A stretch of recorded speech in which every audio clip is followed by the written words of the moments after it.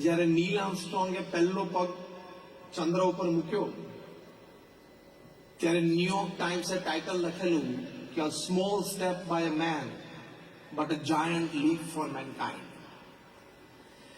એમાં દિલ્હીમાં અક્ષરધામમાં 2006ની સાલમાં એક વ્યક્તિએ દૂધમાં પાણી નહીં નાખવાનો નિયમ લીધો. જે વાત આપણે કરી રહ્યા છીએ નીતિમત્તા અને પ્રામાણિકતાના પાઠ વ્યવસાયમાં, ધંધામાં.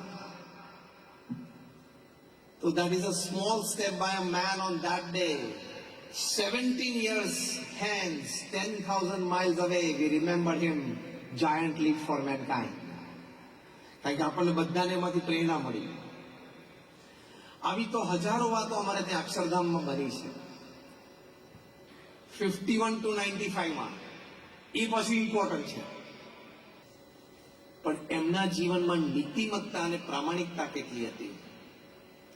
એમને કોઈ પૂછ્યું કયો વિચાર તમારા મનમાં હંમેશા રહેશે? એમને કહ્યું જે વિચાર મને ક્યારેય નથી આવ્યો હું કહું. એમણે કહ્યું કે કોઈનું પણ અહિત થાય એવો વિચાર મને જીવનમાં ક્યારેય નથી આવ્યો. કેટલું પ્રામાણિક જીવન કહેવાય.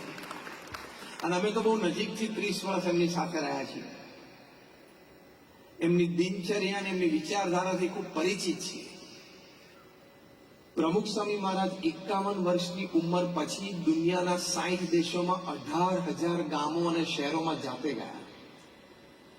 વ્યક્તિઓને નિર્વ્યસની કરવા માટે, એને ચારિત્ર્યની દ્રઢતા કરાવવા માટે, કોઈ ડ્રગ એડિક્ટ હોય તો એને ડ્રગ છોડાવવા માટે, કોઈના ઘરમાં વિવાદ હોય તો એ વિવાદ મિટાવવા માટે, કોઈ પતિ પત્ની વચ્ચે ઝઘડો હોય તો એ પુરુષ સભ્યો પાસેથી વાત સાંભળીને નિરાકરણ કરવા માટે,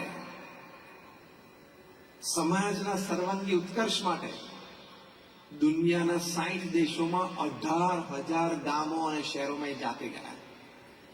અત્યારે પૃથ્વી ઉપર 8 અબજની વસ્તી છે. એક માણસ મને લાવી આપો જે 18,000 ગામો અને શહેરોમાં ઇન પર્સન જાતે ગયો હોય.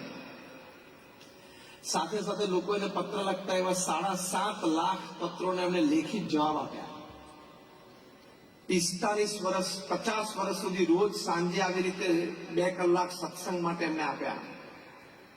3.5 લાખ ઘર, ઓફિસ, ફેક્ટરીમાં જાતે ગયા. અમારા જેવા 1100 સંતોને એમને દીક્ષા આપી. એમાંથી 900 થી પણ વધારે સંતો graduates, post graduates, chartered accountants, doctors ને એન્જિનિયર્સ છે. એમાંથી 100 થી વધારે સંતો Born American and British citizens છે. હાર્વર્ડમાંથી MBA થયા હોય એવા પણ અમારા સંતો છે. જોર્જ ટાઉનમાંથી લો થયા હોય એવા પણ અમારા સંતો છે. આ મેં તમને એટલા માટે વાત કરી તમને એમ ના થાય કે નહીં ફાવ્યું હોય, નહીં જામ્યું હોય, નહીં ગોઠવાણું એટલે અહીંયા બેસી ગયા. પણ તમને આશ્ચર્ય થશે કે 2 માંથી એકે અક્ષરધામમાં, ગાંધીનગરમાં કે દિલ્હીમાં સાહેબ પ્રમુખ સ્વામી મહારાજના અચીવમેન્ટ, સાહેબની કી ટુ ધ સિટીઝ, આ બ્રિટનના પ્રાઇમ મિનિસ્ટર જ્હોન મેજર એમને મળ્યા, અમેરિકાના પ્રેસિડેન્ટ બિલ ક્લિન્ટન એમને મળ્યા, એવા કોઈ એક્ઝિબિશન એમણે ગોઠવ્યા નથી. દિલ્હી અક્ષરધામ પૂરું થયું પછી ડોક્ટર સુબ્રમણ્યમ જે લેનોક્સ હોસ્પિટલના મુખ્ય ડોક્ટર છે, 5,000નો સ્ટાફ એમના નામે નભે છે ન્યુયોર્કમાં. એમણે પૂછ્યું પ્રમુખ સ્વામી કે what is the next project? પ્રમુખ સ્વામી મહારાજે કહ્યું અમારો પ્રોજેક્ટ તો ભક્તિ કરવી અને સમાજ સેવા કરવી 2 જ છે, વચ્ચે અક્ષરધામ તો એમને ઉભા થઈ જાય. આ Swaminarayan Akshardham is a byproduct. કેટલી ક્લેરિટી હશે, કેટલી પ્યોરિટી હશે, અને મોસ્ટ ઇમ્પોર્ટન્ટ સ્ટેપ કેટલી ઇગોલેસનેસ હશે. એટલે આપણે 2-5 મોટલ કે 2-5 સ્ટોરો એમાં ઈગો નહીં આવવા દેવાનો કે આપણે બાપુ ઘણું કામ કર્યું. કારણ કે ઈગો કોઈક દિવસ આપણને પછાડે. એટલે ઈગોલેસ રહેવાનું કે જે કંઈ થયું છે એ મને સાથ સહકાર મળ્યો છે, પરિવારનો પ્રેમ મળ્યો છે, મિત્રોનો સહકારને પ્રેમ છે, મારા એમ્પ્લોઈઝની વફાદારી છે અને ભગવાનની કૃપા છે. આ બધું કોઈ એમ કે is a self made main, મને આ શબ્દ જ ગમતો નથી. Is a self made main. Nobody self made. છેવટે તારા પત્ની તને રસોઈ કરીને જમાડતા હતા ત્યારે તું ઓફિસ જતો હતો ને. You have some support from some sector. Even your driver plays a role. Even your clerk plays a role. Even your friends who has a session of laughter with you plays a role in your energy for your business. એટલે કોઈ જાતનો અહમ આવવા દેવો નહીં, તો જો તમારી પ્રગતિ જબરજસ્ત થાય. અહમ હોય ને એટલે માણસના અભિગમ નીચે બધું ઘણા સદગુણો અને કાર્યશક્તિ દબાઈ જાય. અહમ ના હોય તો આ બધું ખીલી ઉઠે.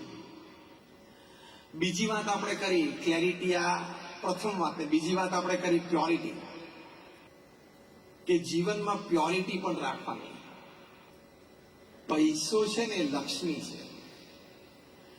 લક્ષ્મીનો દુરુપયોગ અને દુર્વ્યય ન થવો જોઈએ.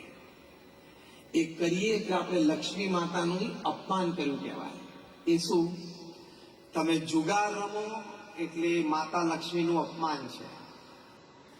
તમે લક્ષ્મીથી દારૂ પીવો છો એટલે માતા લક્ષ્મીનું અપમાન છે. તમે લક્ષ્મીનો ઉપયોગ કરીને ડ્રગ્સ લો છો એટલે લક્ષ્મી માતાનું અપમાન છે.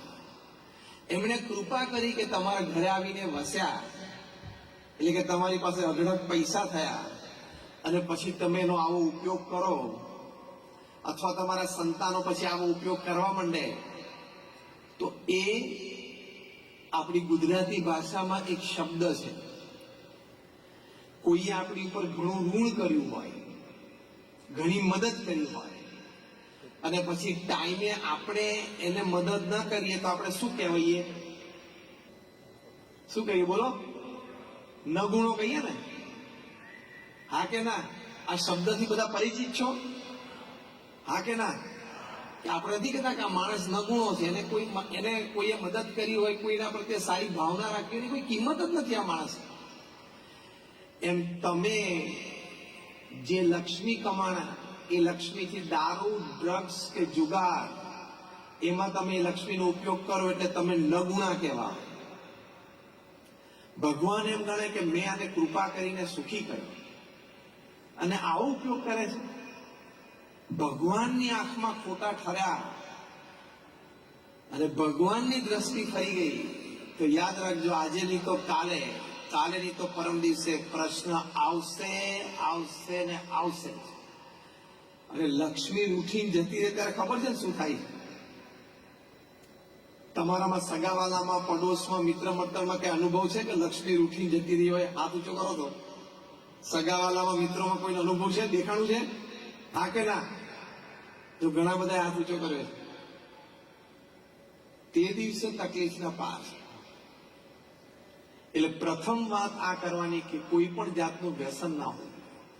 બીજું વાત એક ડિગ્નિટીની દ્રષ્ટિએ, હું આમ ફ્રેશ થવા માટે થોડોક 2 ઘૂંટડા દારૂ પીવું તો જ મજા આવે.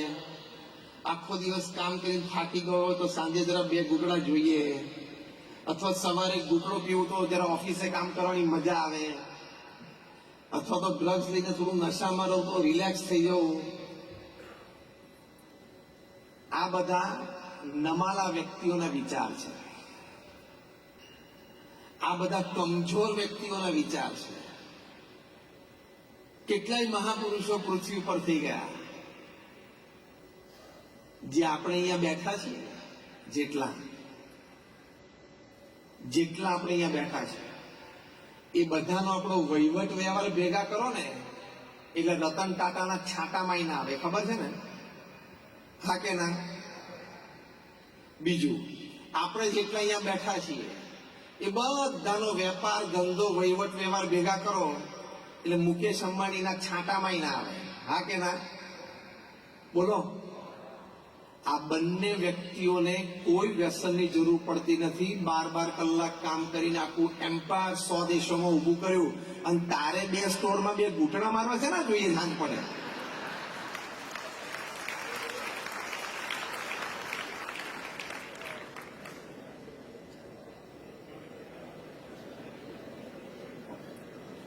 થોડું મરમરિંગ થવા દેવું પડે. આ બંને વ્યક્તિઓ આ કક્ષાની, રતન ટાટા અને Mukesh Ambani, even Kumar Mangalam Birla, sold to software, they make everything. Kumar Mangalam Birla is a 7 lakh crore Aditya Birla group, and they have a presence in more than 80 to 100 countries.